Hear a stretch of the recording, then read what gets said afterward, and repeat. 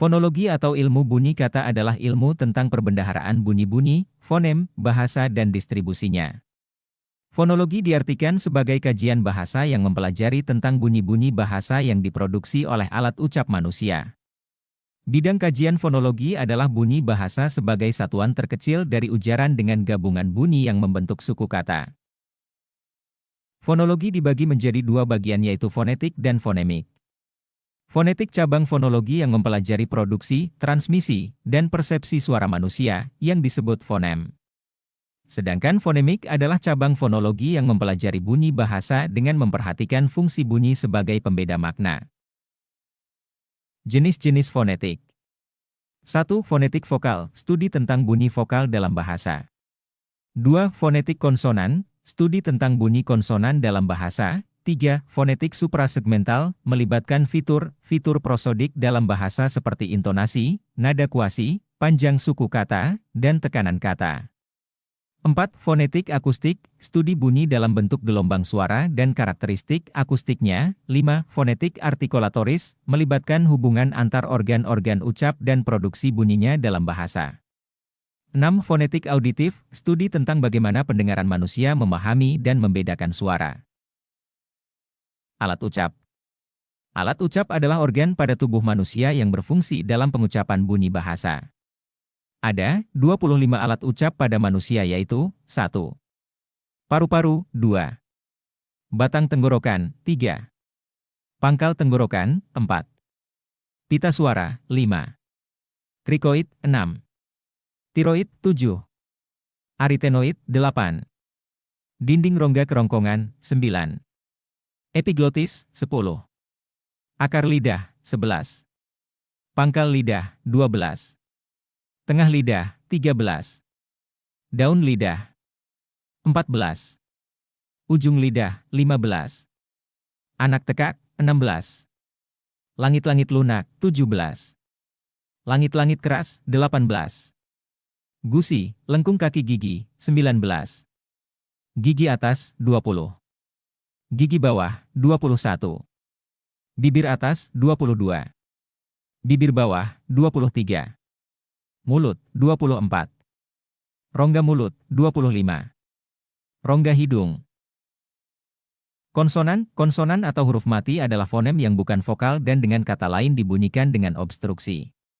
Jadi aliran udara yang melewati mulut dihambat pada tempat-tempat artikulasi. Dalam alfabet Latin, terdapat 21 huruf yang mewakili konsonan, yaitu B, C, D, F, G, H, J, K, L, M, N, P, Q, R, S, T, V, W, X, Y, J, dan Z.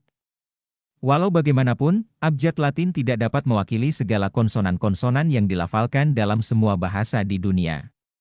Salah satu cara untuk menyesuaikan transkripsi pelafalan dari pelafalan yang ada, para ahli linguistik membentuk suatu sistem transkripsi untuk melambangkan semua bunyi pertuturan di dunia, yaitu alfabet fonetis internasional atau International Phonetics Alphabet.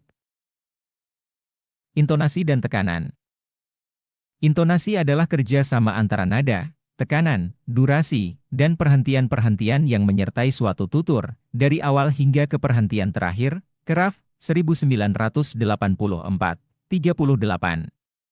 Intonasi adalah pola perubahan nada yang dihasilkan pembicara pada waktu mengucapkan ujaran atau bagian-bagiannya. Krida Laksana, 1993, 85. Tekanan, stres, adalah suatu jenis unsur suprasegmental yang ditandai oleh keras lembutnya arus ujaran. Arus ujaran yang lebih keras atau lebih lembut ditentukan oleh amplitudo getaran yang dihasilkan oleh tenaga yang lebih kuat atau lebih lemah.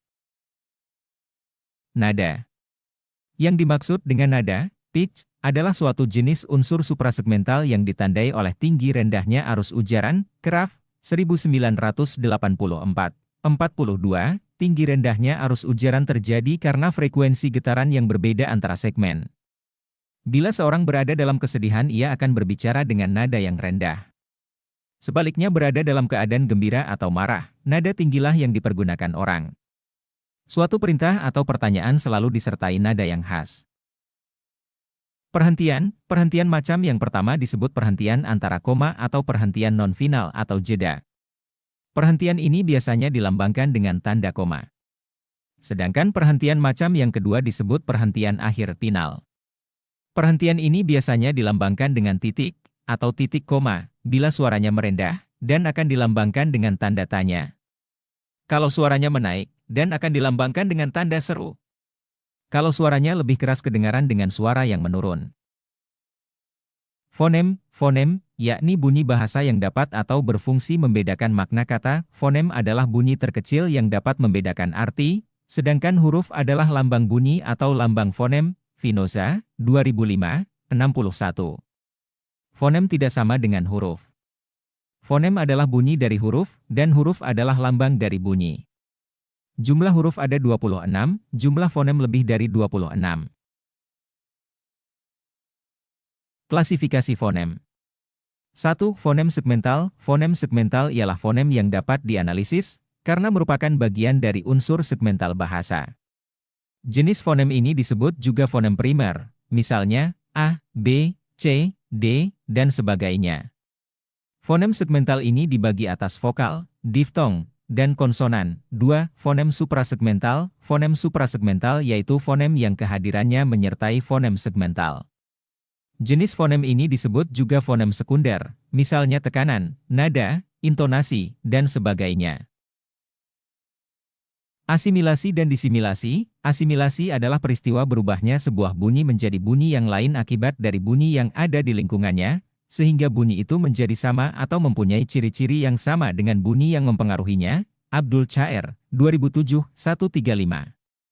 Disimilasi merupakan proses dua bunyi yang sama diubah menjadi dua bunyi yang berbeda atau tidak sama. Misalnya, dalam kata belajar, yang berasal dari pembentukan berajar, yang seharusnya menjadi berajar. Namun, di sini bunyi R pertama didisimilasikan dengan bunyi L, sehingga menjadi belajar. Chaer, 2009, 99.